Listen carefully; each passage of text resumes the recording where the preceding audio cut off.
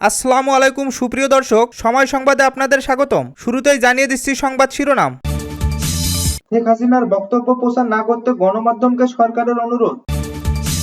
তারেক রহমানকে ব্রিক্স সামিটের আলাদা আমন্ত্রণ জানানো হয়েছে নয়াদিল্লি থেকে। ক্যাম্পাসগুলোকে আবারও সন্ত্রাসের অভয়ারণ্যে পরিণত করা হচ্ছে, বললেন নাহিদ ইসলাম। জুলাই চেতনাকে ধারণ করে সংসদে সংবিধান সংশোধনীর প্রস্তাব নিয়ে আসবো, বললেন আইনমন্ত্রী। শুনছিলেন সংবাদ শিরোনাম, এবারে বিস্তারিত।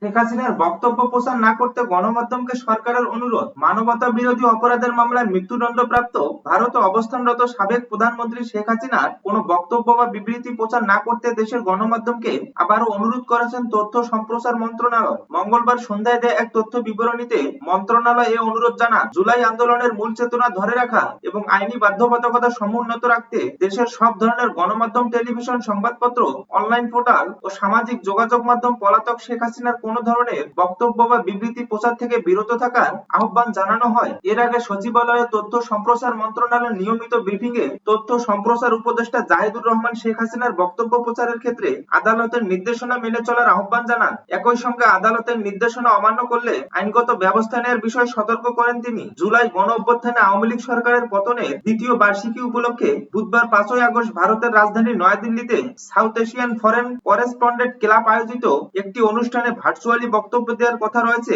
শেখ হাসিনার। এ খবর প্রকাশের পরই তার বক্তব্য প্রচারের বিষয়ে সরকারের পক্ষ থেকে নতুন করে সতর্কতা জারি করা হলো। তথ্য সম্প্রচার মন্ত্রণালয়ের বিপরীতে বলা হয়, আমরা অত্যন্ত দুঃখের সঙ্গে লক্ষ্য করছি যে গণমাধ্যমে একটি অংশ জুলাইয়ের চেতনার অনুপ্রাণিত হয়ে আদালতের নির্দেশনা মানলেও কিছু গণমাধ্যম এখনো দণ্ডিত আসামির বক্তব্য প্রচার করছে। এ ধরনের কার্যক্রমে সরকার গভীর উদ্বেগ প্রকাশ করছে। সরকার জুলাই আন্দোলনের মূল চেতনা ধরে রাখতে এবং আইনি বাধ্যবাধকতা সমুন্নত রাখতে দেশের সব ধরনের গণমাধ্যমকে, টেলিভিশন, সংবাদপত্র, অনলাইন পোর্টাল ও সোশ্যাল মিডিয়ার পলাতক শেখ হাসিনার কোন ধরনের বক্তব্য বা বিবৃতি প্রচার না করার আবারও বিশেষভাবে অনুরোধ জানাচ্ছেন। এ বিষয়ে তথ্য সম্প্রচার মন্ত্রণালয়, তথ্য যোগাযোগ প্রযুক্তি বিভাগ এবং বাংলাদেশ টেলিযোগাযোগ নিয়ন্ত্রিত কমিশনকে প্রয়োজনীয় ব্যবস্থা নিতে নির্দেশ দেওয়া হয়েছে বলেও তথ্য বিবরণীতে উল্লেখ করা হয়েছে। জাতীয় সাইবার সুরক্ষা এজেন্সি দেশের সার্বিক নিরাপত্তার স্বার্থে আইনের সংশ্লিষ্ট ধারা উল্লেখ করে দণ্ডিত আসামিদের বক্তব্য প্রচার না করার জন্য গণমাধ্যমের প্রতি অনুরোধ জানিয়েছেন বলেও তথ্য মন্ত্রণালয় জানিয়েছে।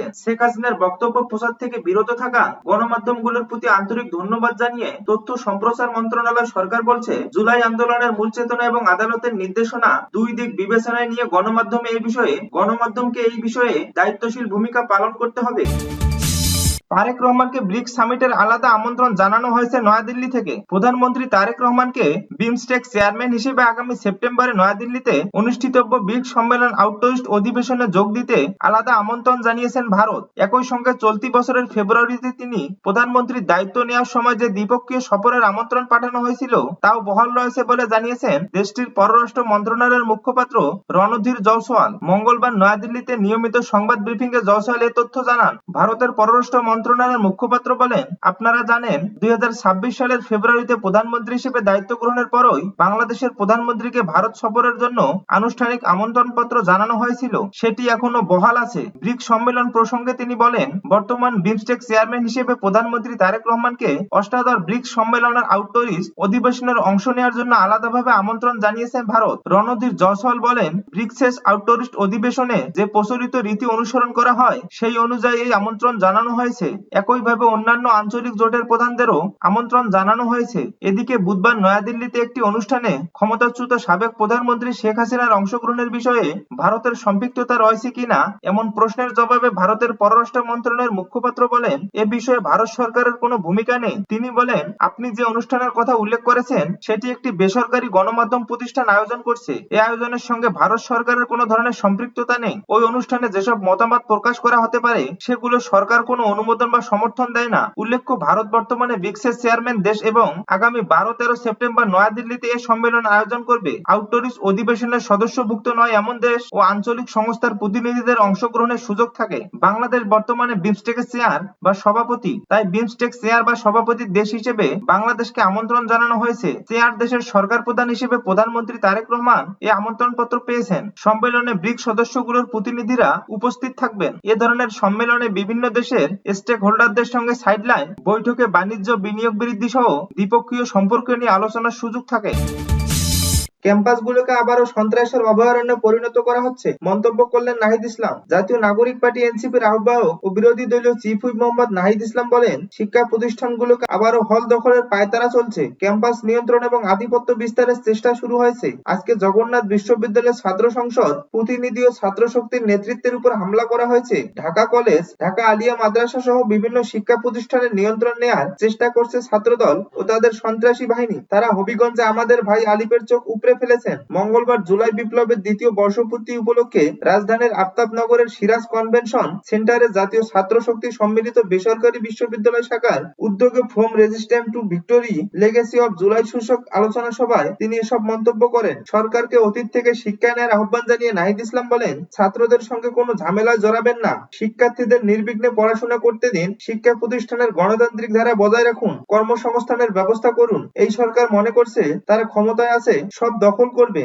এটা শেখ হাসিনা ভেবেছিল। এর পরিণতি আপনারা দেখেছেন। প্রাইভেট বিশ্ববিদ্যালয়ের অবদানের কথা তুলে ধরে বিরোধী দলীয় চিফ হুইপ বলেন, জুলাই বিপ্লবে প্রাইভেট বিশ্ববিদ্যালয় শিক্ষার্থীদের গৌরবোজ্জ্বল ভূমিকা ছিল। প্রাইভেট বিশ্ববিদ্যালয় ছিল গণঅভ্যুত্থানের ট্রাম্প কার্ডের মতো। স্বৈরাচারী সরকার ভাবতেই পারেনি প্রাইভেটের শিক্ষার্থীরা এভাবে নেমে আসবে। 17 জুলাই দমন নিপীড়নের পর আন্দোলনের সামনে এগিয়ে নিয়ে যাওয়ার মতো কেউ ছিল না। প্রাইভেট বিশ্ববিদ্যালয় আত্মত্যাগকে আমরা শ্রদ্ধার সঙ্গে স্মরণ করছি। প্রাইভেটের ভূমিকার স্বীকৃতি প্রয়োজন, ডকুমেন্টেশন প্রয়োজন। দুঃখের বিষয়, প্রাইভেট বিশ্ববিদ্যালয় নিয়ে এ সরকারের কোনো উদ্যোগ নেই। আলোচনা সভায় বিশেষ অতিথি জাতীয় নাগরিক পার্টি এনসিপির মুখপাত্র আসিফ মাহমুদ সজীব ভুঁইয়া, রাজনৈতিক পর্ষদ সদস্য আলী আহসান জুনায়েদ, যুগ্ম সদস্য সচিব রাফেজ সালমান রিফাত, জাতীয় ছাত্র শক্তির সভাপতি জাহিদ আহসান, সাধারণ সম্পাদক আবু বাকের মজুমদার সহ প্রাইভেট বিশ্ববিদ্যালয়ের নেতারা বক্তব্য দেন।